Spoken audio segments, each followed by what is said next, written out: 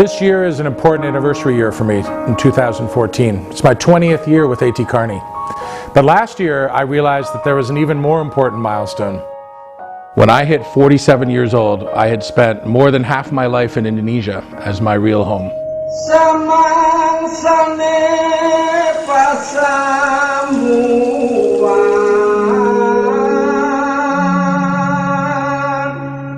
It all started in 1989. I had been working at Harvard and taking some coursework when I got a fellowship to go study Indonesian language and culture. So fresh off a 10-week Indonesian language immersion program in Hawaii, I flew straight to Indonesia and landed in the heart of Java.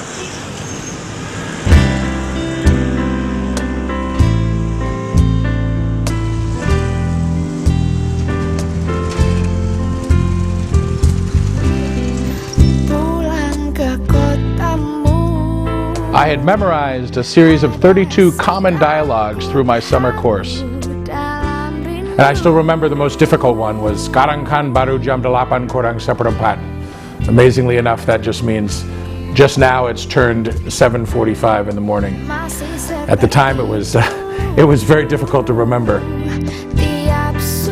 When I first arrived, I lived in a small visitor enclave within the university compound called Bulak Sumur. And it had everything that you could possibly want in those days. It had a ceiling fan, it had a mosquito net, it had a little refrigerator, it had a maid to do your laundry, and it even had a TV with a single channel. So that was relatively comfortable. But I went off in search of another place to live where I could really more fully practice my Indonesian and live among people who would find me interesting and find me different from the other people around them. So I moved out after just 1 week, taking my $170 per month stipend and heading north toward the world's most active volcano, Gunung Merapi.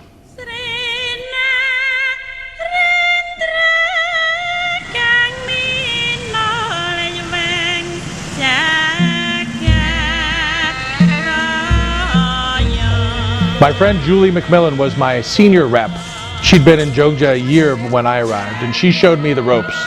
A trip to Berdingharjo Market to buy batik shirts, an introduction to the sights and sounds of famed shops selling Jogja's signature gudeg. That's a wonderful breakfast concoction made of jackfruit and coconut and rice, duck eggs and chili.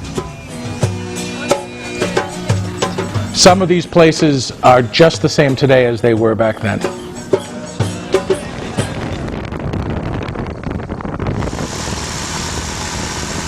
So Julie and I got on the motorcycle and we rode north. And I remember we rode up out of the city, and at every kilometer after we got about 10 kilometers out of the city, we stopped and tested the temperature to see if that was the right place, and looked around at what the views were, and just considered, is this the right place to live?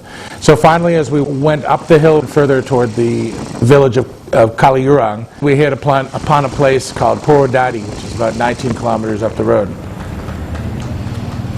And then when I got here, I stopped, and it seemed like the temperature was just about right. It felt about 18 to 20 degrees centigrade. Down in town, it's closer to 34. And I stopped and knocked on this door, and a woman named Ibu Ya answered the door. And I said, Bu Ya, apa ada tempat yang bisa saya kontrakkan dekat sini? Sepertinya tempatnya enak.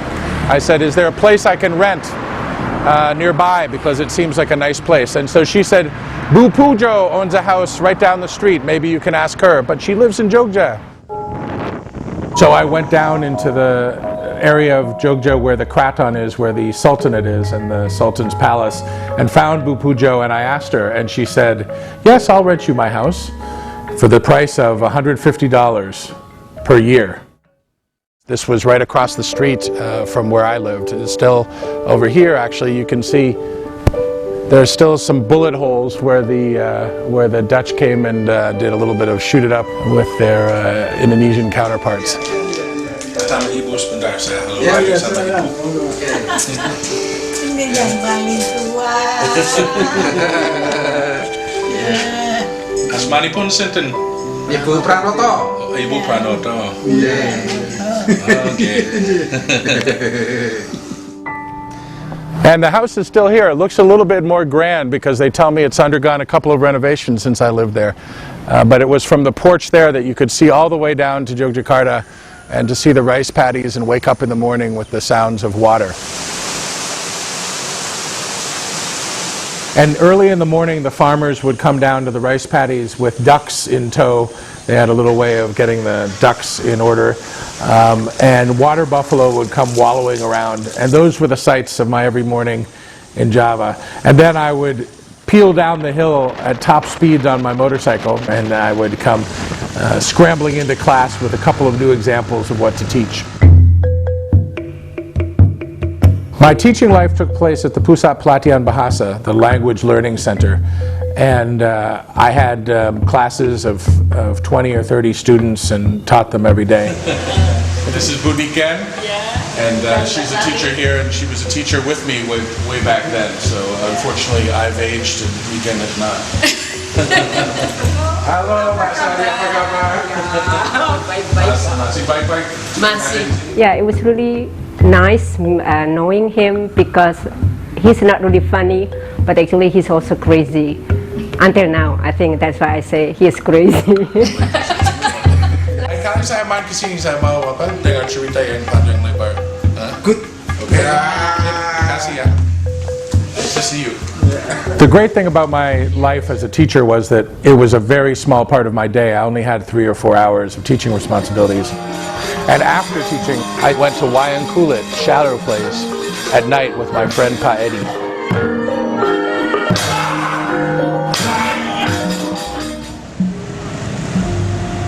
Or I went down to the part of town near the train station where the batik paintings were sold, an area called Sosrawijayan.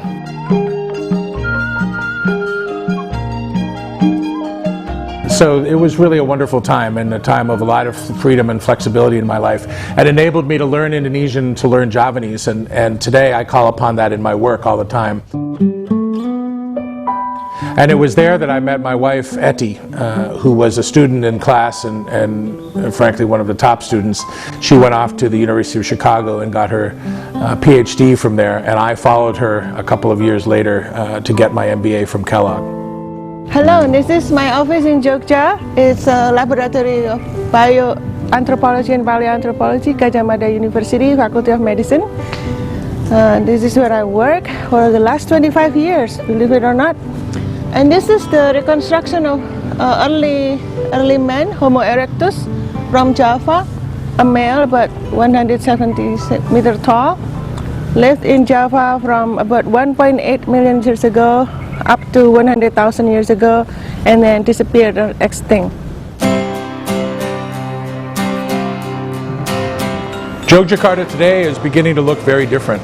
There are all sorts of trappings of modern retailers. We have even a Starbucks in Jogja. There are several McDonald's in Jogja, actually owned by one of our clients.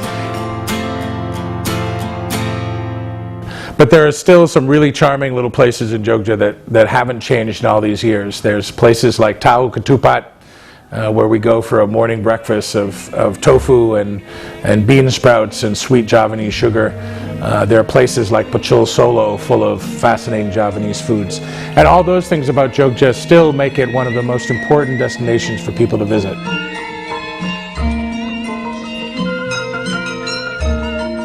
And then in 1992, having been in Yogyakarta for about 3.5 years, I went off to Kellogg and spent my 2 years getting my MBA there. And in a way, the rest is history. In 1994, having done interviews during a semester abroad in Thailand, Bill Best was one of the only people who believed that I was committed to Asia and gave me a job. At that time, A.T. Kearney was only in Singapore, BCG was only in Kuala Lumpur, and McKinsey wasn't anywhere in Southeast Asia at all.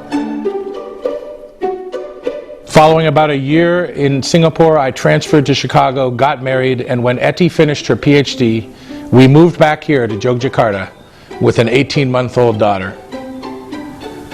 Our family still has a house here, our refuge from the wild urban life of Jakarta. For nearly 12 years, I commuted from Jakarta and all over Asia back here to Jogja every week. One year, I had over 500 flight segments. Today, the family has largely transitioned from here to Jakarta, where the kids went to a school in Jogja that had only 35 kids, and now go to a school with over 4,000. It's been a big change from Yogyakarta to Jakarta. It used to be that it was only about 3 hours door to door between Jogja and Jakarta, and I used to go back and forth, or Eti used to go back and forth every week. With the traffic in Jakarta, it can be a bit of an adventure. 7 hours plus whatever delays Garuda imposes upon us. These days, the vast majority of our consultants spend time in Indonesia, and all of our Southeast Asia partners have done their fair share, and sometimes more than their fair share, of bringing us to where we are today. We do work for telcos, for banks, for cement companies, and for the ports. We do work for the state-owned enterprises and for the private sector. And it's really become an exciting market, a market where now it's actually quite competitive. So we rely on you to help us. As you learn about Bali, come on over to Jakarta and help us to expand our work further in Indonesia.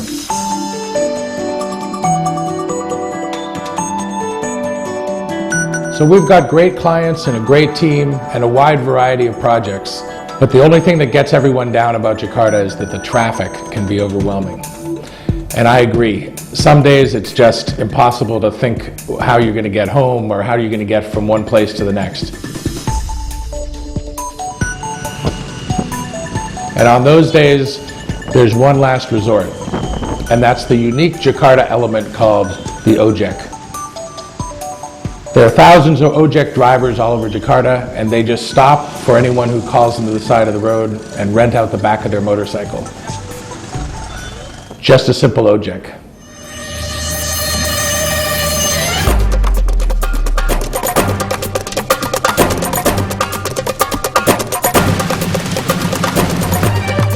And the ojek weaves in and out of traffic, and so instead of it taking an hour and a half to get home on a Friday, I can be home in about 15 minutes.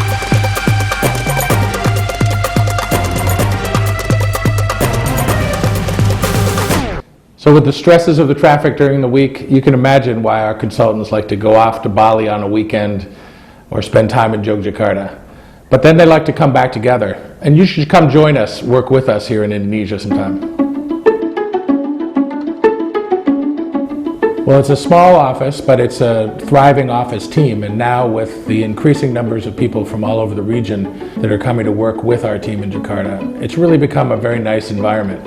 You get a combination of Indonesians who know their way around and know all the best places to eat and what to do at night. And then you get people who have never been to Indonesia before. And they're all working together as a tightly knit group. So it's really fun for me to emerge from a day of meetings and things and see that they're all laughing and having a good time.